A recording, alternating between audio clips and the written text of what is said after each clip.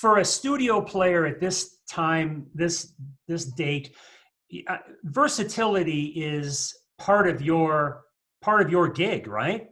Yeah, it is. Yeah. I mean, Stylistic and everything. Yeah. yeah, stylistically, I'm just thinking also the instruments, you know. I mean, I don't think you can get away with thinking you're going to be a studio player if all you play is tenor. No. They assume, I mean, just to show you how far it's gotten, they now assume that tenor trombone players can all play bass trombone and fairly well. And sometimes they expect them to bring contrabass trombones. So now a lot of the tenor trombone players have bought some of these kind of entry-level contrabass trombones that they can come in and play.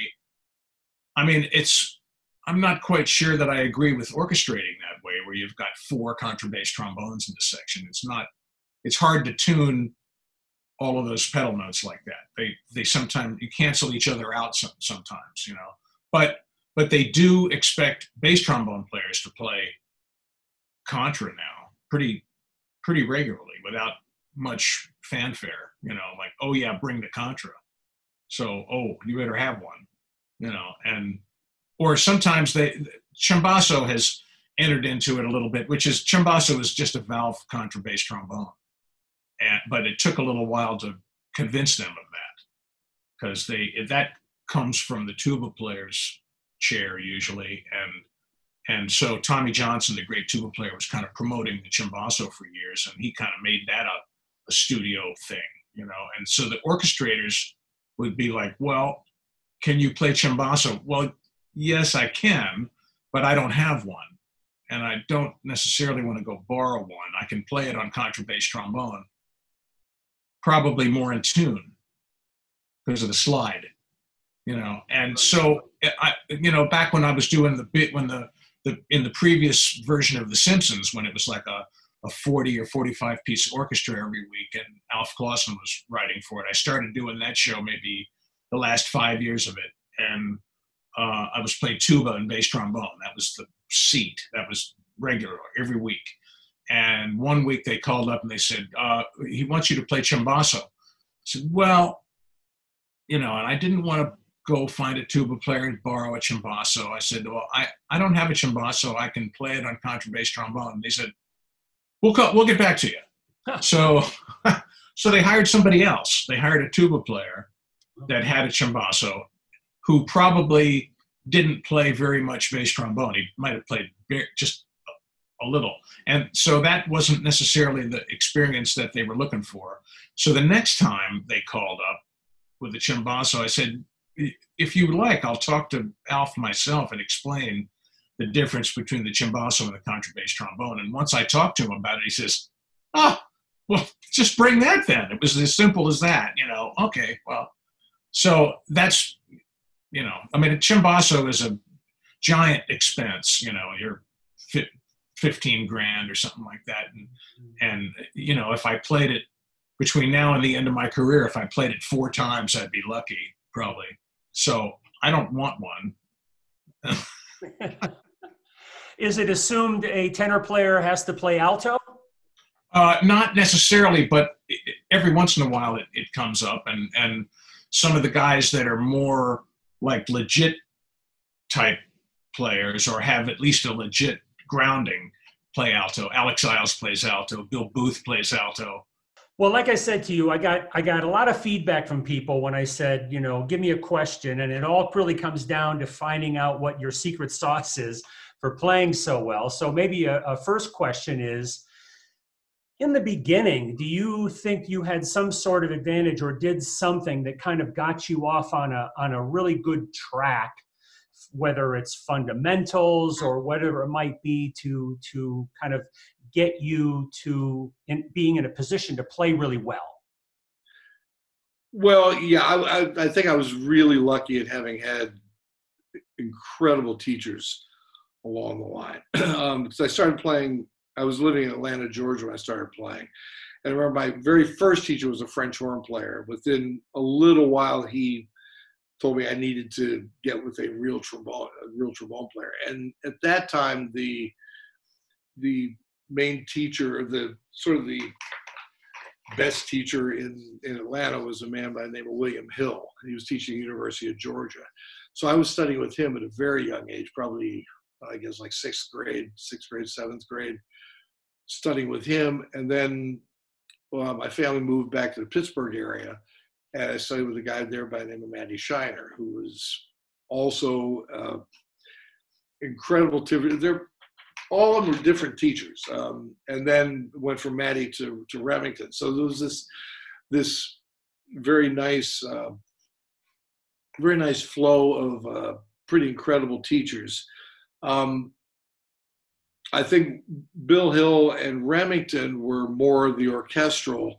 Matty Shiner was coming from the viewpoint. He was, well, I guess coming out of the Arthur Pryor line of lineage to some degree. He had been in the KDK radio orchestra, like back in the day when they had radio orchestras and that kind of stuff. So he was actually the kind of player that's sort of lost today. I think there's like, you have orchestral players and you have jazz players, but there used to be this sort of classification of player in the middle that were like ferociously virtuosic players.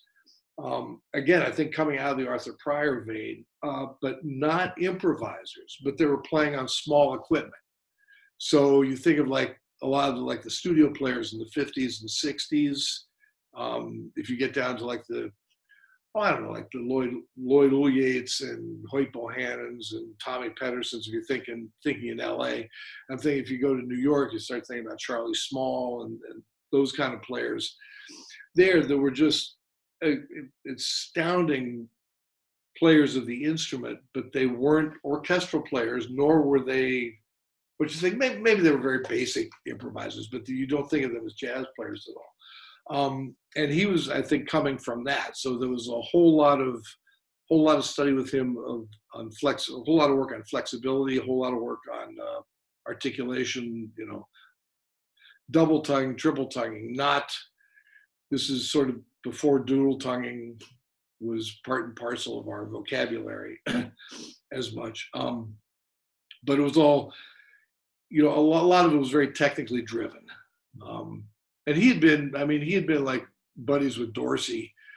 I remember when he telling me stories like when Dorsey would come through town, Tommy would call him up and they'd get together and play duets and stuff, So it was really coming out of that, like I said, the small horn virtuosic player that I'm not saying that the people certainly in the orchestral and the jazz side are all virtuosic players now, but that slot in the middle of people that didn't profess to be improvisers nor orchestral players, sort of is gone. It's like you sort of have to go one way or the other now.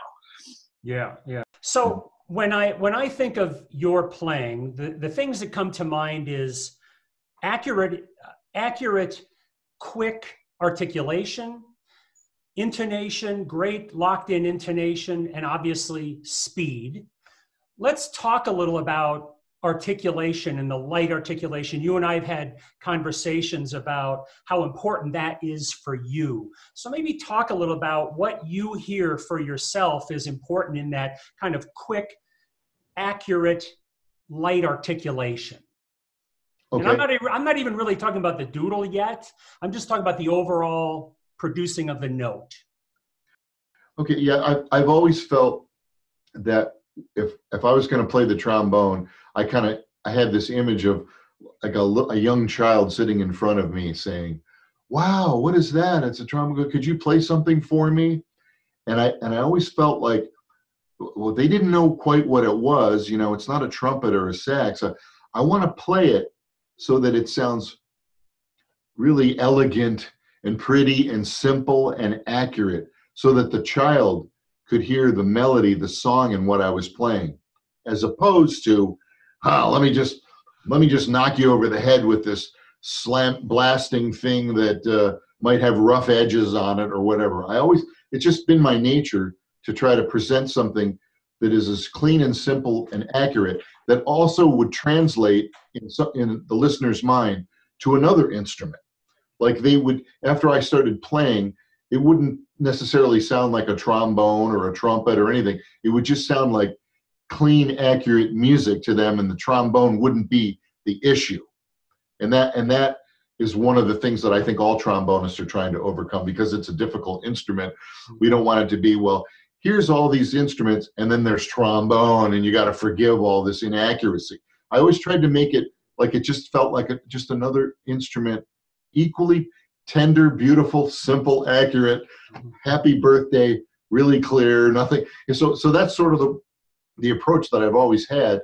So that just requires a little more attention to detail, not just getting the note out, but how did when I went from this note to that note, was it elegant?